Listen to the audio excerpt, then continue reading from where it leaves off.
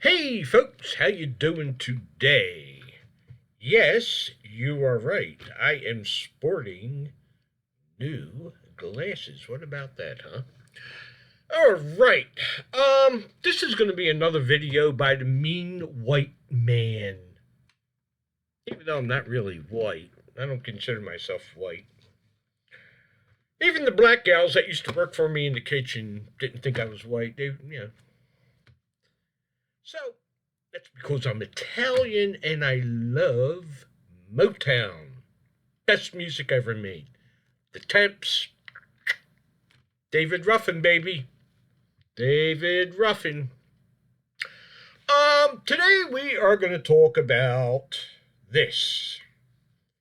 What is this, you say? Well, let me tell you what that is. This is a book of nonsense, really. Let me show you something as a matter of fact. Okay, don't go away. I'm coming right back. And there he is, right back. I'm sorry, I had to go get a quart of milk.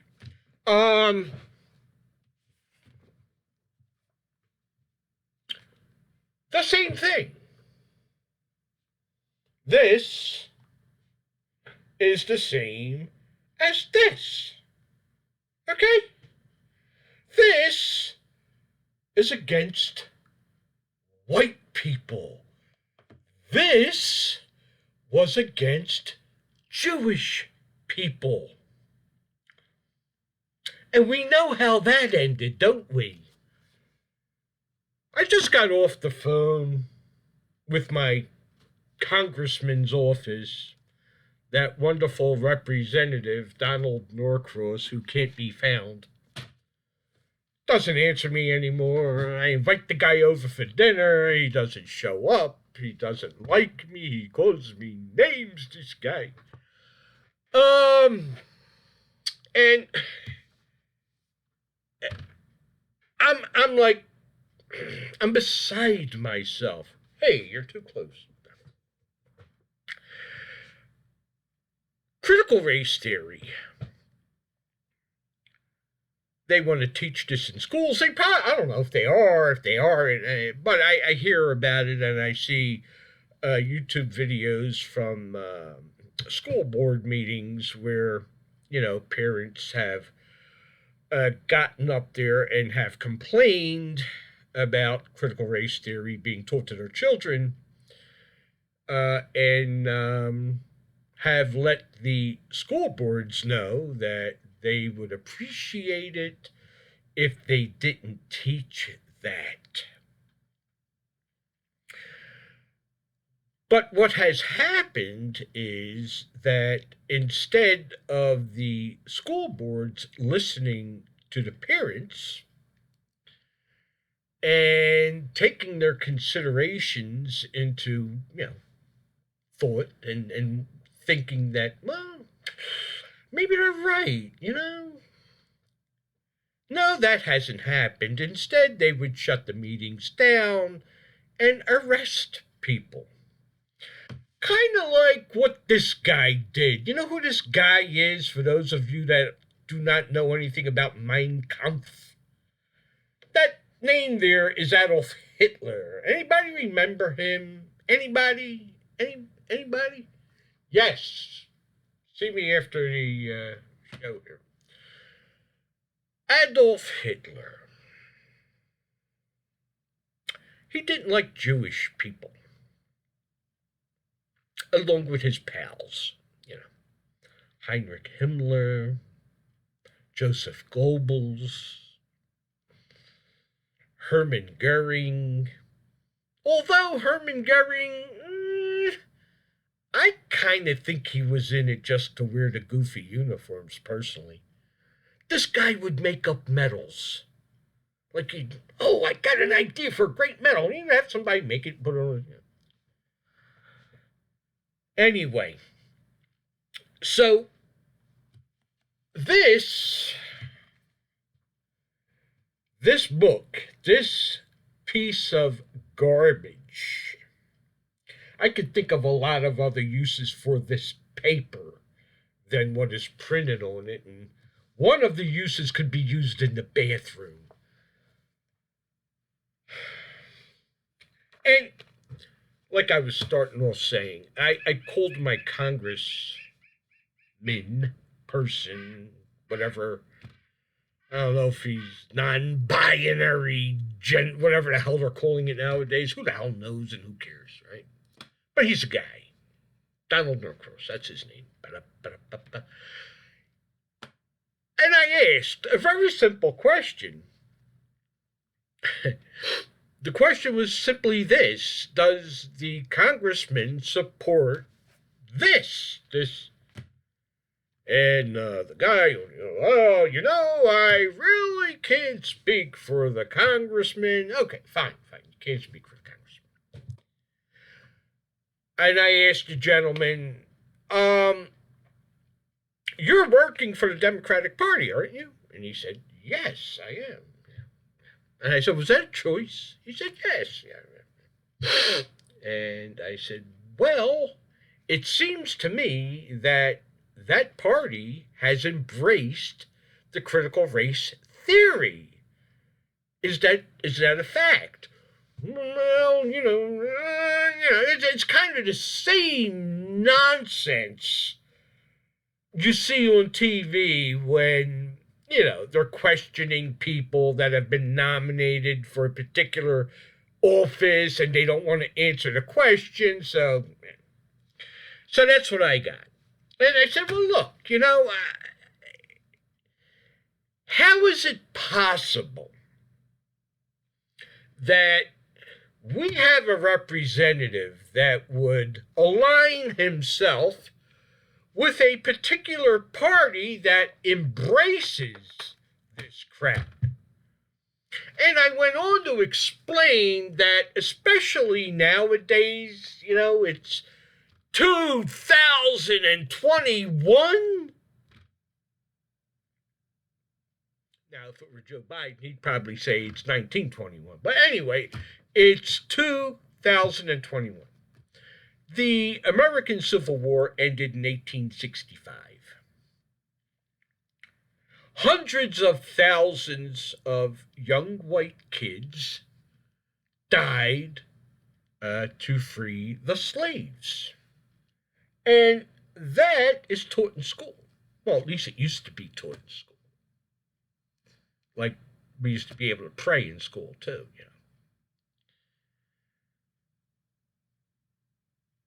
And now, rather, and this is one of the things I felt, you could put a gun to my head and I wouldn't have voted for Obama. Okay? But when he got elected, I said, you know what? This guy's got a fantastic opportunity here. He could have been the one man to really bring the races together. He could have used his color in a positive light by saying, look at me. I'm a man of color. Look how far I have come in this country because of this country, because of the freedoms of this country. Did he choose to do that? Absolutely not. Instead, he would choose to badmouth the police. Okay? He would say things like, my grandmother was the stereotypical white woman. Or he would talk about veterans and say they love to cling to their religion and their guns.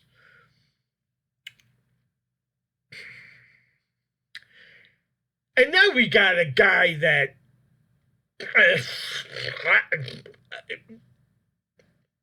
enough said with that, right?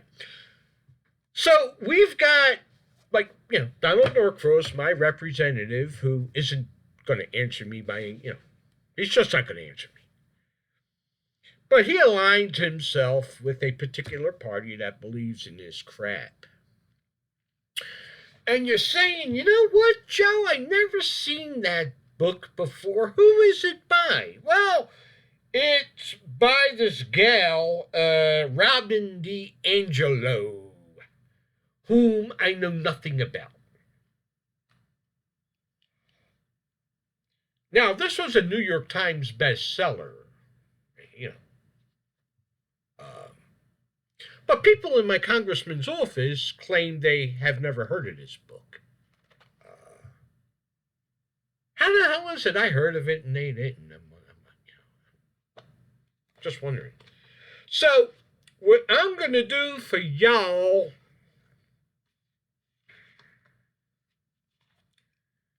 is read just a paragraph, okay?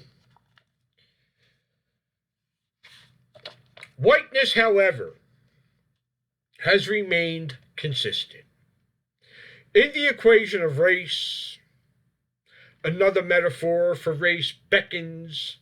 Whiteness is the unchanging variable. Whiteness is the unchanging variable. Okay?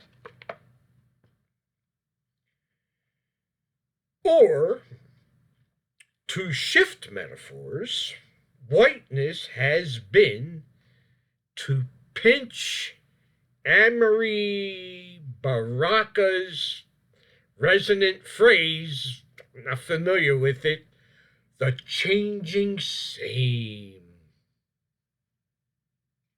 Yeah. A highly adaptable and fluid force that stays on top no matter where it lands.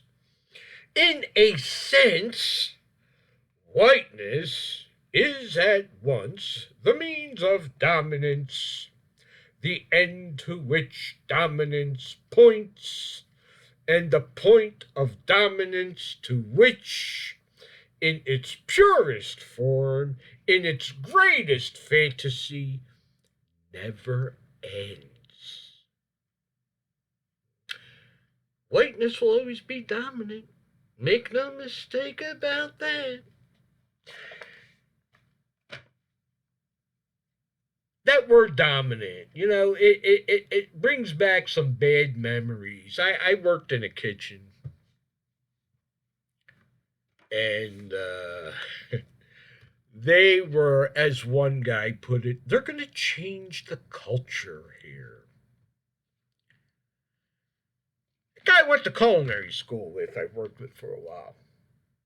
He left, and he told me, Joe, you know, you might want to rethink. And he told me they're going to change the culture. And in comes this guy. I'm not going to mention his name. But he happened to be Negro. That gets some real people upset when you say Negro. I don't really care. So, one day,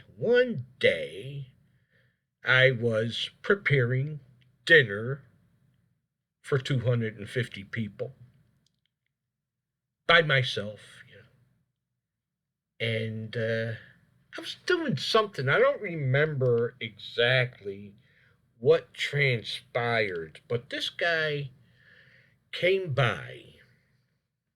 I was hunched over doing something and whispered in my ear, you know, black is dominant.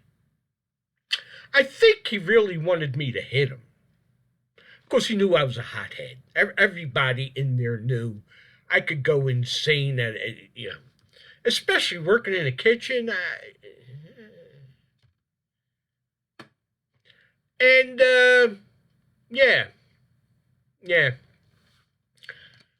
It's time to get whitey, folks. You know, it's time to get whitey. And the Democrats have embraced this theory, just like the Germans embraced anti-Semitism.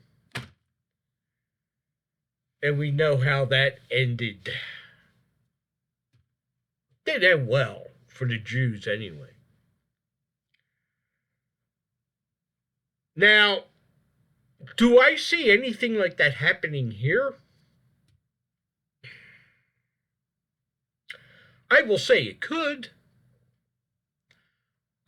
Especially with the smoke we got in the White House, and especially how crazy the Speaker of the House is, and especially how crazy her buddies are, and especially how crazy AOC and the one with the towel wrapped around her head, Ilyan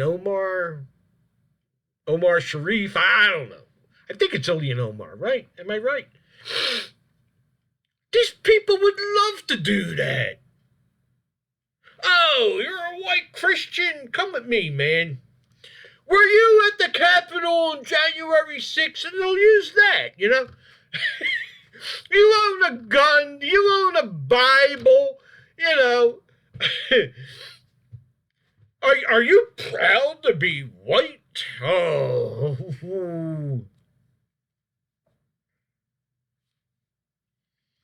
Look, I mean, the way things are now, where, for God's sakes, you can choose what gender you are. All right, let me check something here. Wait a second. I'm a guy. How the hell can you choose what gender you are? Can you choose what race you are? I wonder. Oh, wait a second. I'm black. Ho ho. You can't touch me. I'm black today, pal. You know? My ancestors, I think, came from Uganda or something. So, yeah, as a nation, we're in trouble. We're in a world of hurt here, man. And I guess the point of this video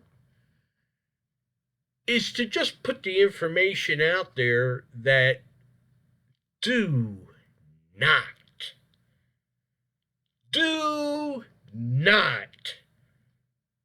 turn in any guns if they ask for them. We're going to need them. Look at what's going on in South Africa right now. That crap can happen here. Well, in a way it did. Right? We had a whole summer of cities going up in flames. Those people, though, they don't get arrested. You want to see how friggin' retarded this crap is? They were called peaceful demonstrations. Was anything on fire January 6th? Anything? Anything? No. Was anybody there with guns? No. The only person that died as a direct result of violence, which, as a matter of fact, Mr. Norcross, my very intelligent representative, emailed me, and he hasn't emailed me since, that, oh, no, there were 5 others, and I emailed him back. He was trying to let me know that 5 other people died as a direct result of violence due to January 6th. You know what I found out? It was 4, not 5. 3 died of heart attacks, another one died of a drug overdose, and I even got their names. The only person that died as a direct result of violence was a Air Force veteran, a female that was shot by a Capitol Police officer whose name we still don't know. And we still got people locked up without any charges. Yeah, so much for the Constitution there, huh?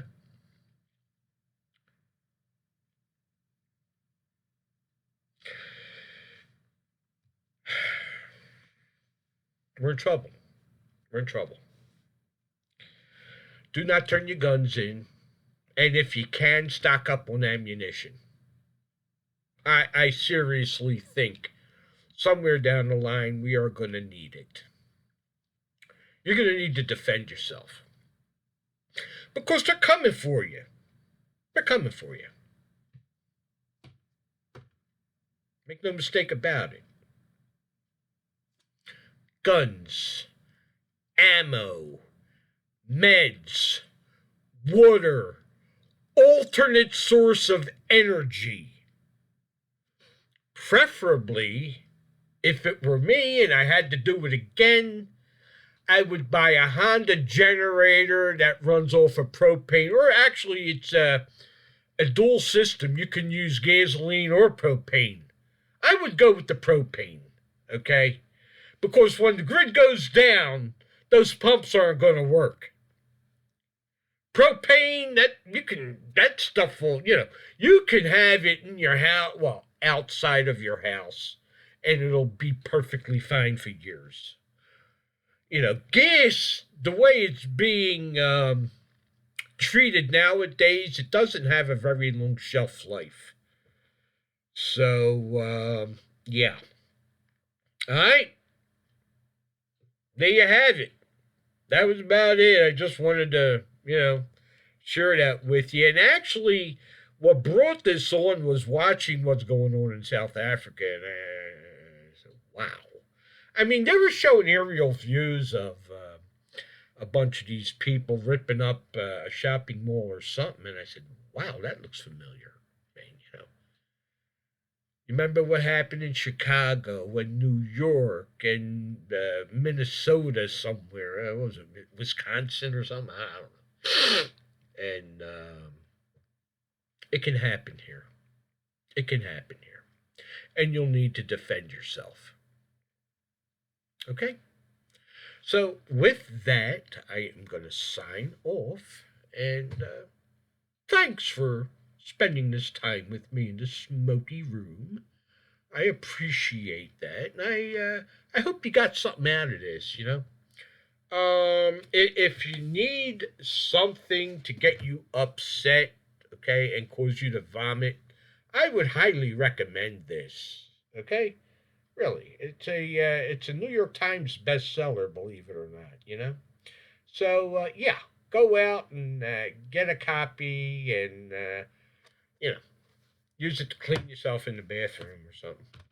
All right, okay, folks, adios.